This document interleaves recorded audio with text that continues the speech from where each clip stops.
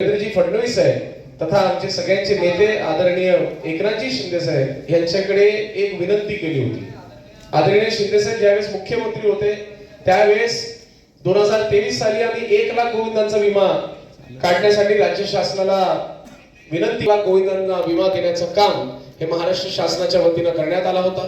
2024 साली 1,25,000 कारण आम्ही संख्या वाढवली, कारण अनेक गोविंदा यामध्ये सहभागी घेत होते आणि आम्हालाही कळलं की अनेक गोविंदांना याचा फायदा होतोय. त्यामुळे शिंदे साहेबांकडे 1,25,000 गोविंदांची आम्ही विनंती केली होती आणि ती सुद्धा मान्य आदरणीय शिंदे साहेबांनी केली होती. ह्या वर्षी आदरणीय सरनाईक साहेब, मी आणि महाराष्ट्र राज्य दहीहंडी गोविंद असोसिएशनने 1,50,000 गोविंद खेळ आहे याला तर 259 काय सगळे मंडळ आणि जे जवान गोविंदा पथक त्यांच्या चुकीमुळे येऊ शकला नाही, कारण त्या वेळेमध्ये त्यांनी फॉर्म भरला नाही. त्याला आपण काय करणार? त्यांनी पुढल्या वर्षी यावं, ते पहिल्या क्रमांकावर येतील.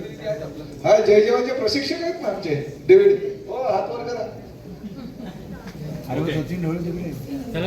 म्हणजे ते चुकी जर मंडळात केली असेल त्याला आम्ही काय करणार? ही जी घटना झाली ही दहिसरला झाली आहे. तो मुलगा 11 वर्षाचा होता. आता खरं तर ज्या ठिकाणी हे सराव सुरू होतं त्या ठिकाणी त्या आयोजकांनी हार्नेस हे कंपल्सरी, कारण वारंवार महाराष्ट्र राज्य दहीहंडी गोविंद असोसिएशन वारंवार प्रत्येक आयोजकांना, म्हणजे कुठल्याही पक्षाचे असू द्या किंवा नॉन पॉलिटिकल सुद्धा आयोजक असतील, त्यांचं अधिकृत पत्र हे प्रत्येक आयोजकाकडे जात असतं. सरावाच्या आयोजकांकडे सुद्धा जातो, दहीहंडीच्या आयोजकांकडे सुद्धा जात असतं.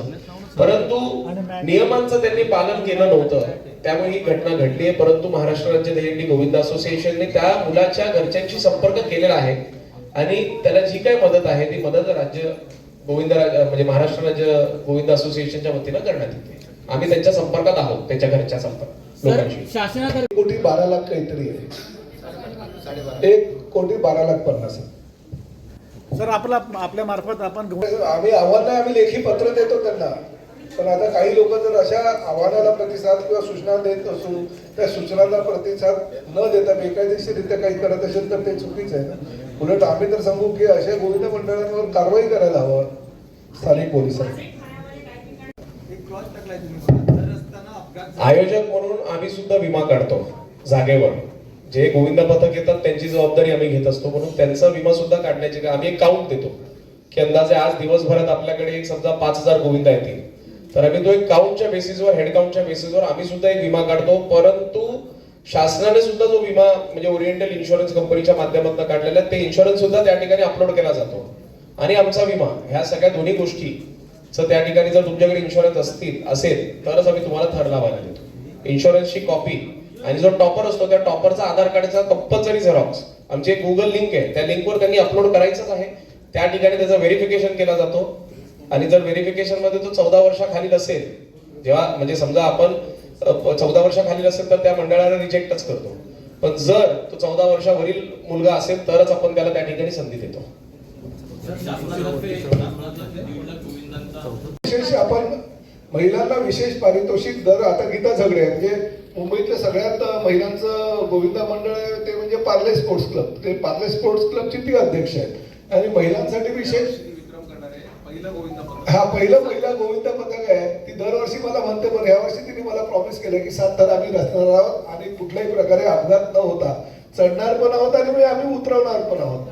प्रामुख्याने गीताचं एक वैशिष्ट्य मी सांगतो, तिची मुलगी आहे, तिचं नाव आहे अष्टमी. ती अष्टमीच्या दिवशी जन्माला आली आणि ती सुद्धा आता नेतृत्व करते. गीता झगडे ही भारतीय विद्यार्थी सेनेची पदाधिकारी असल्यापासून लहानपणापासून विद्यार्थी संघटनेमध्ये काम करत असताना गोविंदा पथकाची ती प्रमुख झाली पार्ले स्पोर्ट्स क्लबची. आता आमची समन्वय समितीची प्रमुख, म्हणजे आम्ही सुद्धा तिचा सल्ला घेत असतो नेहमी. आणि आज तिने प्रॉमिस केलं की 7 थर आमची पहिला महिला गोविंदा पथक असणार की जे 7 थर लावाय, तर विशेष पारितोषिक सुद्धा त्यांना देण्यात येईल. सर तुम्ही 9 थरापर्यंत ठेवले, पण तसं मागे ना यार हालू नको एक मिनिट रे, ते म्हणून थांब जरा 1 मिनिट साहेब.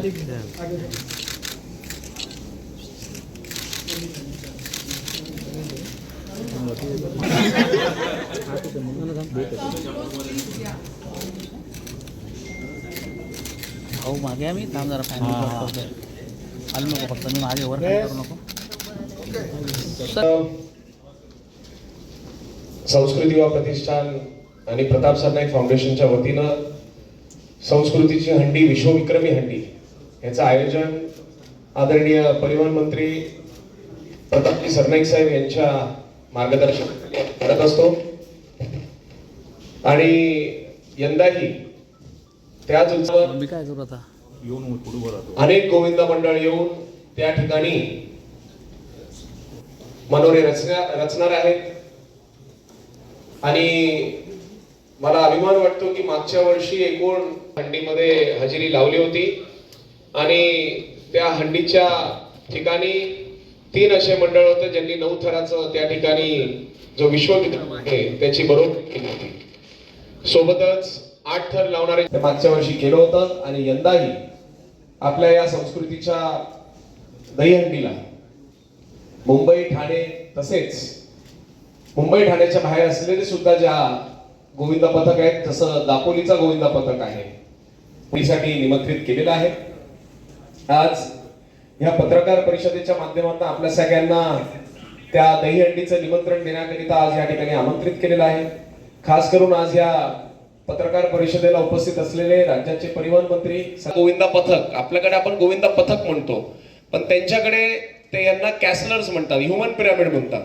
आणि असे वर्ल्ड्स बेस्ट टीम ज्याला आपण म्हणतो असे कॅसलर्स दे विला फ्रांका जे देल पेनेडेस शहर आहे बार्सिलोनामध्ये, म्हणजे स्पेनमध्ये बार्सिलोनाच्या त्या मंडळाचे या ठिकाणी आपण जसं लेजेंड म्हणतो असे टोनी आणि ॲना आज या ठिकाणी आपल्यासोबत उपस्थित आहे.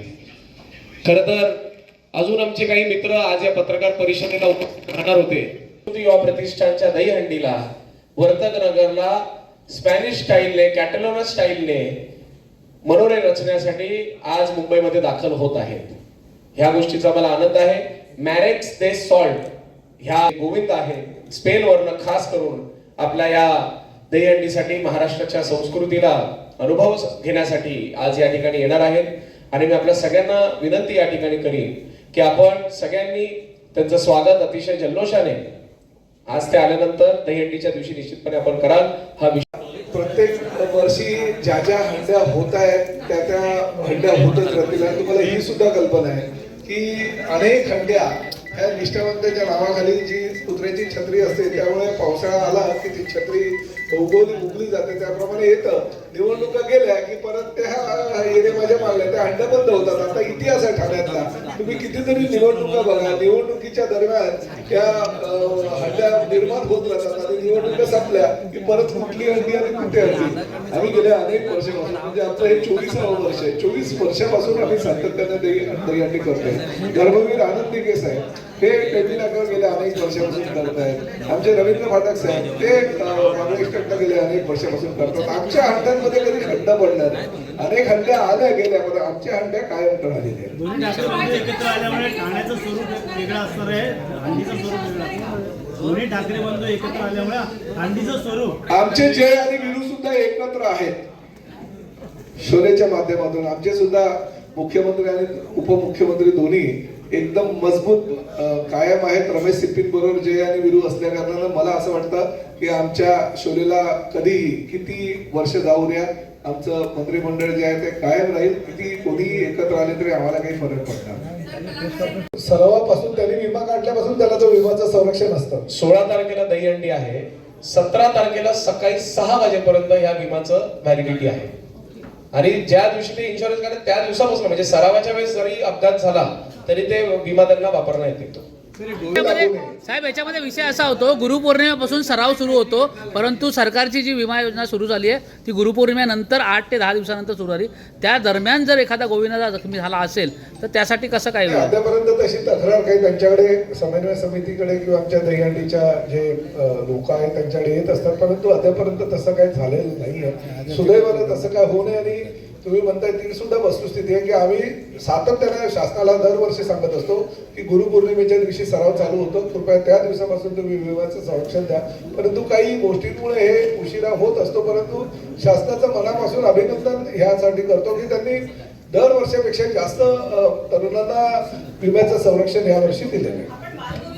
किंवा हेल्मेट घातलं पाहिजे ह्या सूचना आपण सातत्याने त्यांना देतो. त्याचा विचार सगळ्या गोविंदा पथकाला केला पाहिजे. साहेब तुम्ही सांगितलं निर्णय नाही, हे सुप्रीम कोर्टानं घालून दिलेलं कारण आता हायकोर्टाच्या गाईडलाईन्स हायकोर्ट आणि सुप्रीम कोर्टाच्या गाईडलाईन्स तुम्ही जर सर बघितलं ना शासना म्हणून आम्ही सांगितलं की आम्ही आयोजक ह्या नात्यानं जोपर्यंत त्याचा आधार कार्ड आणि किती द्यायला पाहिजे तुम्ही सांगा, देऊन टाकू. पण तुम्ही मागे सर डिक्लेअर पण केलं होतं. तुम्ही कदाचित पहिलं पान वाचलं नसणार. पहिल्या पानावर लिहिलंय की कोणी जर 10 थर लावले तर त्याला 25 लाख देण्यात येईल. तर इथे नाही. पहिल्या पानावर आहे बघा. विश्वविक्रम मोडणाऱ्या गोविंदा पथकाला 25 लाख रुपयाचं रोख बक्षीस. त्यामुळे तुम्ही तयारी करा. त्याच्यावर जर असेल तर मला बक्षीस देता येणार नाही. म्हणजे 11, 12, 13 शासनाचा गोविंदा अपघाती विमा आहे, तर खाली इथे तुम्ही म्हटलंय आयोजक विमा आणि वैयक्तिक विमा वापरण्यात येईल.